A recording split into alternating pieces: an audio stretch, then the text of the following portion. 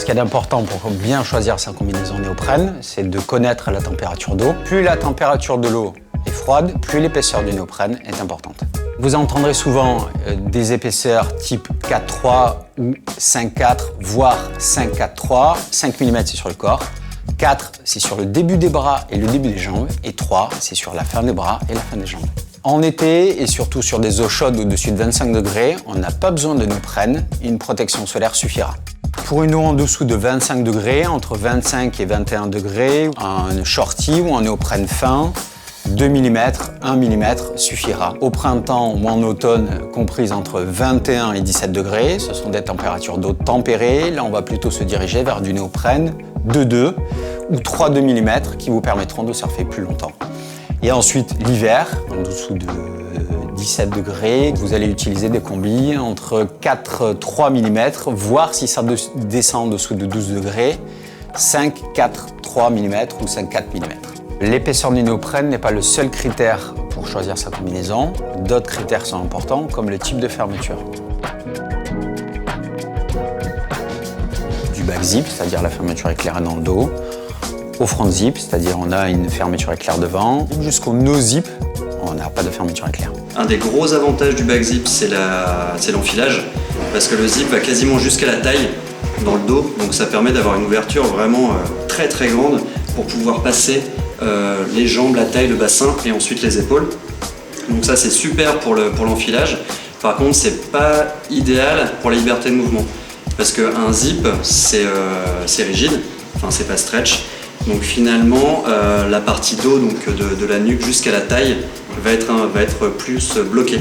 A l'inverse, le front zip, le zip poitrine, c'est très très bien pour la liberté de mouvement, parce que finalement toute la partie dos, il n'y a plus de zip, il n'y a plus rien, c'est que un panneau de néoprène.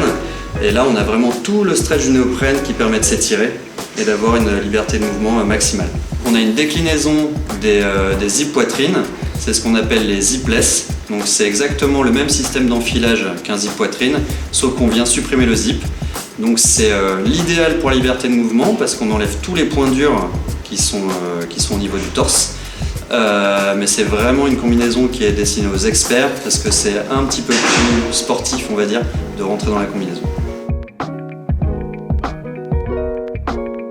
Quand on met une combi et qu'on met une épaisseur de néoprène sur son corps, on vient contraindre et limiter le mouvement. Vous l'avez compris, plus le néoprène est faible, l'épaisseur du néoprène est faible, plus la liberté de mouvement est importante, plus l'épaisseur de néoprène est forte et importante, moins la liberté de mouvement l'est. Donc on va faire le choix de nos composants en fonction de la liberté de mouvement. Plus on va monter en gamme, plus on va rechercher des matières de plus en plus élastiques pour amener de la liberté de mouvement, parce que un débutant n'a pas du tout les mêmes mouvements qu'un expert. Un expert va manœuvrer sur la vague, va remonter au pic, va revenir, va beaucoup ramer, et du coup il faut qu'il ait un confort de rame. Donc on va rechercher des matières de plus en plus stretch et avec une durée dans le temps optimale, parce que il peut rester jusqu'à 3 heures dans l'eau. Ouais, alors qu'un débutant va rester qu'une heure dans l'eau. en moyenne. Par exemple, sur les combis 100, on utilise un néoprène standard pour les débutants, qui sont plus souvent debout pour prendre les mousses. Une fois qu'on va passer au 500, on va amener de l'élasticité sur les bras et les épaules. Et quand on parle d'une montée en gamme, on parle pour l'homme, mais aussi pour la femme. On a exactement les mêmes composants. Et la liberté de mouvement est vraiment complètement identique. C'est-à-dire qu'on n'a pas un produit féminin qui serait moins performant que le produit homme. C'est juste finalement du fit pour s'adapter à la morphologie féminine. Une fois qu'on a choisi les meilleurs composants qui correspondent à notre niveau d'usage, entre en jeu donc tout ce qui est les découpes, donc les coutures sur la combinaison. On fait très attention à positionner les coutures dans des zones qui ne sont pas des zones de frottement ou d'irritation. C'est essayer de minimiser le nombre de coutures, parce qu'aujourd'hui les coutures ça bloque le néoprène.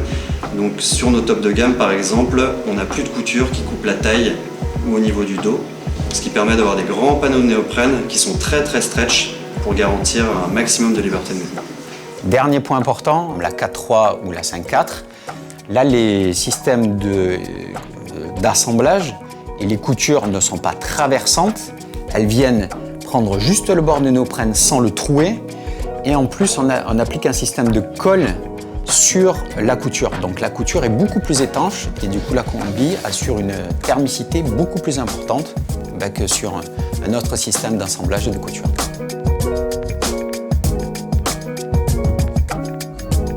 Alors, ce qui est hyper important dans une combi, c'est de bien choisir sa taille. Si elle est trop grande, tu vas avoir des entrées d'eau ou des plis qui vont se former à certains endroits qui vont créer des irritations. Un bon moyen pour voir si la combi est trop grande, c'est de faire ce mouvement-là et de s'assurer qu'au niveau du col, ça ne décolle pas pour limiter les entrées d'eau.